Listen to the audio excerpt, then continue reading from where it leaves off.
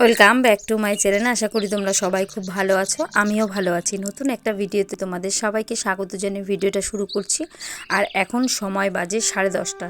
শীতের সকাল তো অনেকক্ষণ আগেই শুরু হয়ে গেছে, সংসারের সমস্ত কাজ করা হয়ে গেছে, তারপরে আমি ভিডিওটা শুরু করলাম। কেন জানো তো, অনেকেরই কিন্তু প্রশ্ন থাকে আমরা গৃহিণীদের নাকি কোনো কাজই থাকে না রান্না ছাড়া। তো শাশুড়ি হোক, শ্বশুরবাড়ির লোক হোক বা অনেকেই বলে। তো আজকে মূলত ভিডিওটা এই কারণেই করা যে রান্না ছাড়াও আমাদের সংসারে আরও কত কাজ আর বা কত দায়িত্ব আছে, সেটা একটু শেয়ার করার জন্য আজকের ভিডিওটা করছি। তো প্রথমেই দেখালাম 10:30 বাজে। তো ততক্ষণে আমার ছেলে স্কুলে চলে গেছে, তাকে পরিপাটি করে সমস্ত কিছু রেডি করে তাকে পাঠিয়ে দিয়েছি স্কুলে। তারপরে ঘরের কাজে হাত দিয়েছি। তো প্রথমেই বিছানাটাকে গুছিয়ে নিচ্ছি, কেননা বিছানা এলোমেলো থাকলে ঘরের মনে হচ্ছে পুরোটাই ময়লা হয়ে আছে বা অগোছালো হয়ে আছে। আর তারপরে শীতকাল, আর শীতকাল মানেই কিন্তু জামা কাপড়ের ঢের, শীতের পোশাক ভর্তি। তো সেটা ভাঁজ করার জন্য কিন্তু আমাদের আরও বেশি সময় লাগে। তো আমার তো জানোই তোমরা, আমার যারা পুরনো বন্ধু, যে দুটো গামলায় আমি জামা কাপড়গুলো ভাঁজ করে রাখতে হয়, যেহেতু আমার ঘরে আলনা নেই। একটা গামলার মধ্যে আমি বিছানার চাদর, তারপরে শীতের যা পোশাক আছে সেগুলো সব ভাঁজ করে রেখে দিই, যাতে আমাকে খুঁজে নিতে সুবিধা হয়। একটা গামলার মধ্যে শীতের পোশাক থাকলো, আর একটা গামলার মধ্যে আমার রেগুলারের যে জামা কাপড়গুলো থাকে সেগুলো রাখি। তো আমি আগে জামা কাপড়গুলো একটু গুছিয়ে নিই, তারপরে আবারও তোমার সঙ্গে কথা বলছি।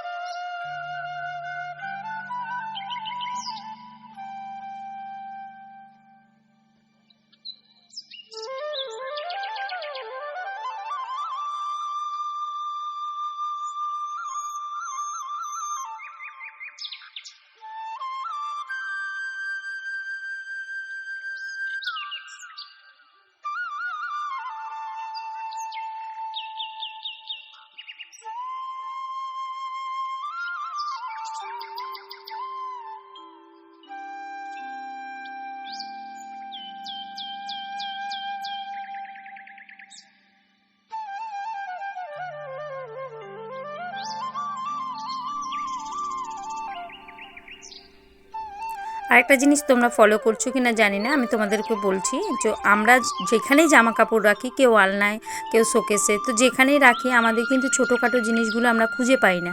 তো সেখানে যদি আমরা এই ব্যবহার করি যে ক্লিপ লাগিয়ে রাখলাম, দেখতেই পাচ্ছ মোজা, তো মোজা, রুমাল, এই জিনিসগুলো কিন্তু আমরা সহজে খুঁজে পাই না। আমরা জানি বাড়িতেই আছে, কিন্তু তা সত্ত্বেও খুঁজে পাই না। তো সেইগুলোর একটা নির্দিষ্ট জায়গায় যদি রাখা হয়, সেগুলো কিন্তু আমরা খুব তাড়াতাড়ি খুঁজে পাবো। তো দেখতেই পেলে আমি কিন্তু মোজাগুলোর মধ্যে একটু ক্লিপ লাগিয়ে সাইড দিয়ে রেখে দিলাম, যাতে আমি খুঁজে পাই। আর আমার যে রুমালগুলো আছে সেগুলো আমি আলাদা করে আলাদা জায়গায় রাখবো, সেগুলো ভাঁজ করে রেখে দিলাম। তো ছোট জিনিস কিন্তু এইভাবে না রাখলে আমরা সহজে খুঁজে পাবো না। আমাদের সুবিধার্থেই এই কাজটা করলে আমরা এই তাড়াতাড়ি খুঁজে পাবো, বা অন্যকে হয়তো কাজে যাবে, খুব ব্যস্ততা, তখন সেখান থেকে তাড়াতাড়ি করে বের করে দিতে পারবো, বা নির্দিষ্ট একটা জায়গা তাদেরকে বলে দিতে পারবো যে ওখানেই এই জিনিসটা আছে। আর প্রত্যেক দিন এই টেবিল তো না, যারা আমার পুরনো বন্ধু তারা তো অবশ্যই জানো, এটা আমার ছেলে বানিয়েছে, তারপরে আমি একটু সুন্দর করে সাজিয়ে নিয়েছি। আর তারপরে এই চেয়ারটা আমি এখানে রেখে দিয়েছি, আর এই চেয়ারটার মধ্যে একটা ওড়না দিয়ে দিয়েছি একটু দেখতে ভালো লাগার জন্য, যাতে খালি চেয়ারটা থাকবে, দেখতে একটু ভালো লাগবে, তার কারণে এটা দিয়ে দেওয়া। আর এখানে একটা হ্যাঙ্গার, তো ওই যে বললাম আমার বাড়িতে নেই যে একটু ভালো করে একটু পেরেক পুঁতে দেবে, কিংবা ড্রিল মেশিনও আমার নেই যে আমি এটা একা একাই করতে পারবো। তো যাই হোক, আমি এখানে এক শপিং মল থেকে এটা নিয়ে এসেছিলাম কিনে। তো এখানে ছোটোখাটো জিনিসগুলো, হেডফোন, ঘরের যে তালা দেওয়ার পরে চাবি থাকে, সেই সমস্তটা আমি এখানে ঝুলিয়ে রেখে দিই। আর এই ব্ল্যাঙ্কেটটা এখন তো লাগছেই না, নিচে থাকা মানে এখান থেকে ওখানে সরছে, ওখান থেকে ওখানে সরছে। আর আমার তো ঘরে জায়গা নেই, তোমরা তো জানোই, তো আলমারির ওপরেই তুলে রেখে দিলাম। আর এখানে কিছু শখের বই, ডায়েরি, এগুলো আমার থাকে। তো তার মধ্যেও কিছু এক্সট্রা অনেক সময় থেকে যায় অনেক জিনিসপত্র, সেগুলোকে বাদ দিয়ে দিব, আর এইগুলো একটু গুছিয়ে নেব। আর আমার যে টিভিটা খারাপ, তো এই কাপড়টা দুদিন আগে আমি পরিষ্কার করতে নামিয়েছিলাম, তো ধোয়ার পরে আমার আর সেটা টিভির উপরে দেওয়া হয়নি। টিভিটা খারাপ তাতে কি আছে, কিন্তু তাকে তো আর অযত্ন করলে হবে না, তো সেটাও একটু ঢেকে রাখলে তার উপরে ময়লাটা পড়বে না। তার জন্য এই কাপড় আমার তোয়াল, মানে এটা একটা টিভিটা ঢেকে রাখার জন্য এই তোয়ালিটা আমার কেনা। তারপরে দেখো বললামই তোমাদের এখানে কিছু বই ডায়েরি এগুলো আছে, তো সেগুলো আমি একটু গুছিয়ে নিচ্ছি।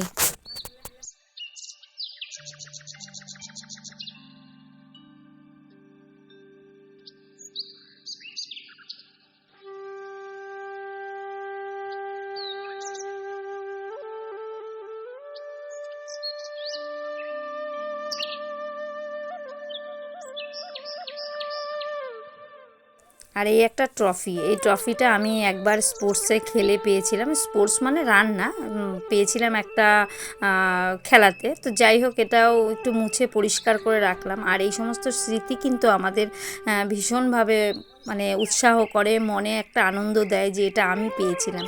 তো কেউ কিছু উপহার পেলে তার কিন্তু একটা আলাদাই আনন্দ, মানে নিজে কিছু করে তার একটা অ্যাচিভমেন্ট, আমার কাছে এটা মনে হয়। জানি না, হয়তো তোমাদের যার যার ভাবনা অন্যরকম হতেই পারে। তো যাই হোক, রুমালটা কিন্তু দেখতেই পেলে আমি শোকেসের ভেতরে ঢুকিয়ে রাখলাম, যাতে আমি ফট করে পেয়ে যাই। আর তারপরে শোকেসের ভেতরে কিছু প্রসাদ খাওয়া হয়, অনেক সময় বাটিতে করে রাখা হয় ঠাকুরের প্রসাদ, যেহেতু সেগুলো আমরা শোকেসের মধ্যে রেখে দিই। তো সেই বাটিগুলো আমি বের করে নিলাম। আর তারপরে চলে এসেছি এখানে। আমার রান্নাটা হয়ে গেছে, বললামই তোমাদের আজকে তোমাদের সাথে কোনো রান্না শেয়ার করিনি, কিন্তু রান্নার পরেও আমাদের কী কী কাজ থাকে সেগুলো তোমাদের সাথে শেয়ার করছি। আর যারা মনে করে আমাদের কোনো কাজ নেই, তাদের জন্য বলছি, তারা প্লিজ ভিডিওটা দেখো, যে আমাদের গৃহিণীদের শুধু রান্না বা সংসারের কত দায়িত্ব বা কত কাজ আমাদেরও থাকে। একটা ঘরের যে হাজব্যান্ড থাকে, তার তো অবশ্যই তার দায়িত্ব থাকে আমাদেরকে ভালো রাখা, আবার তাদেরকেও ভালো রাখার কিন্তু আমাদেরও অনেক দায়িত্ব থাকে, সেটাও কিন্তু আমরা পালন করি। কিন্তু অনেক বাড়িতেই এটা হয় যে তারা ভুলেই যায় যে আমরাও কিছু দায়িত্ব পালন করি, তারা ভাবে তারাই দায়িত্ব পালন করে। তো যাই হোক, আমি জানি না এটা কার কাছে কতটা ভালো লাগলো বা কী বার্তা পৌঁছালো আমি সেটা জানি না, কিন্তু আমার যেটা মনে হলো আমি সেটা বললাম। আমাদের দৈনন্দিন জীবনে সংসারের কাজ তো আছেই, তারপরেও বাকি অনেক কাজ আছে। আর মাছ কিন্তু আমি দুটো বাটিতে নামালাম, তোমাদের দাদা একটু বেশি করে মাছ নিয়ে এসেছিলো, তো আমাদের তো ফ্রিজ নেই, তার কারণে আমি রান্না করেই রাখলাম। আর শীতকাল যেহেতু নষ্ট হওয়ার ব্যাপার নেই, আর একটু মাথাও ছিল, তো সেই মাথাটাও আমি ভেজে টিফিন বক্সে রেখে দিলাম। এই মানে ওই যে বললাম, আমাদের ঘরের মহিলাদের অনেক কিছু মানে হতে হবে, হিসেবি, সচেতন, হ্যাঁ, দায়িত্বপূর্ণ সমস্তটাই হবে, তারপরেই কিন্তু একটা সংসার সুসংসারে পরিণত হবে। মানে বলে না যে সংসার সুখের হয় রমণীর গুণে, তো এটা সত্যিই অনেকটা সত্য। আবার কিছু কিছু ক্ষেত্রে একজনের ত্যাগেই কিন্তু সম্পূর্ণটা হয় না, যে তুমি ভালো হলে জগৎ ভালো, এটা কিন্তু না। আমি ভালো হলেই জগৎ ভালো না, জগতের পাঁচটা মানুষকে নিয়ে আমাদের জীবন, তো পাঁচটা মানুষের কম বেশি ভালো মন্দ হতে হবে, কিন্তু একজন খুব ভালো হবে আর একজন ভালোই হবে না, তাতে কিন্তু খুব কষ্ট হয় না। তো রান্নার যে করা হয় তার যে জায়গাটা, সেটাও কিন্তু আমাদের অনেকটা ময়লা হয়ে যায়, যেহেতু সবজি কাটা হয় তার একটা ময়লা থাকে, রান্না করার পরে কড়াই নামানো হয়, এগুলো কিন্তু আমাদের এখানে, আমার যেহেতু একটা ঘর বা ছোট্ট বারান্দা, তাতে আমার বেশি সমস্যা হয়। তো সেই কারণে আমি যেইভাবে কাজগুলো করছি সেটাই তোমাদের সাথে শেয়ার করার চেষ্টা করছি, বললামই তোমাদের। তো সমস্ত বাসনগুলো আমি এখানে গামলায় তুলে নিলাম, বাইরে নেব এগুলো মাজার জন্য। আর তারপরে ওই ভাতের যে মাড় থাকে বা সবজি কাটা থাকে, আর আমাদের যে ময়লা নিতে আসে, সেই ছেলেটা দুদিন ধরে আসছে না, তার জন্য ময়লাটা অনেকটাই জমে গেছে। এখন বাধ্যতামূলক আমাকে অন্য জায়গায় ফেলতেই হবে। তবুও আমাদের অনেক ভাগ্য যে আমাদের বাড়ির পাশে পুকুর আছে, সেখানে আমরা ফেলতে পারি, কিন্তু অনেক জায়গায় তো সেটাও হয় না। আর অনেকে কিন্তু বালতির মধ্যে যে জলের মধ্যে সার্ফ নিয়ে ঘর মোছে, আমার ঠিক ওইভাবে পোষায় না, মানে পোষায় না বলতে ওইভাবে ঠিক আমার মনে হয় তৈলাক্ত ভাব ভালো যায় না। এইভাবে যেইভাবে পুছে নিলে যে ডাইরেক্ট সার্ফ দিয়ে সেই যে তৈলাক্ত একদম খুবই পরিষ্কার হয়, খুব পরিষ্কার হয়। যারা না করো একদিন অন্ততপক্ষে ট্রাই করে দেখতে পারো। আর যাদের পাথর টাইস সেগুলো বসানো আছে, তারা অনেকে শ্যাম্পু ব্যবহার করে বা আদার্স অন্য কিছু ব্যবহার করে, কিন্তু আমি আমার ঘরগুলো এইভাবেই সার্ফ দিয়েই পরিষ্কার করি। যেহেতু আমার রান্না হয়, খেতে বসা হয়, তো এখানে খুব অয়েলি ভাবটা বেশিই থাকে, তার জন্য ডাইরেক্ট আমি এখানে সার্ফ দিয়েই আমি পরিষ্কার করি।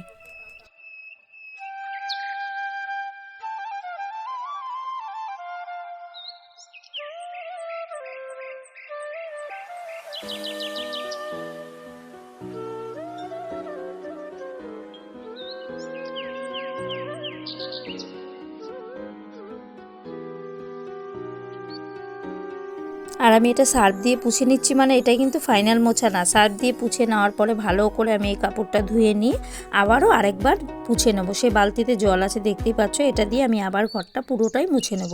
প্রথমে একটু সার্ফ দিয়ে পুছে নিলাম, না হলে আর এই সার্ফের উপরে যদি ভরসা করে থাকে তাহলে কিন্তু স্লিপও করতে পারে, খুব সাবধানের সাথে কাজটা করতে হবে।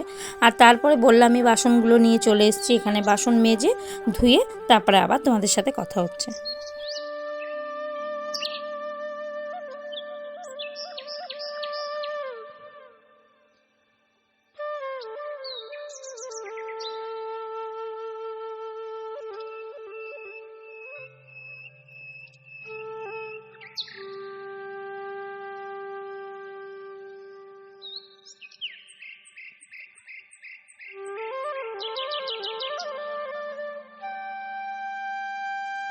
কতটা পরিষ্কার হয়েছে তোমরা নিশ্চয়ই বুঝতে পারছো, একটুও কিন্তু অয়েলি ভাব নেই।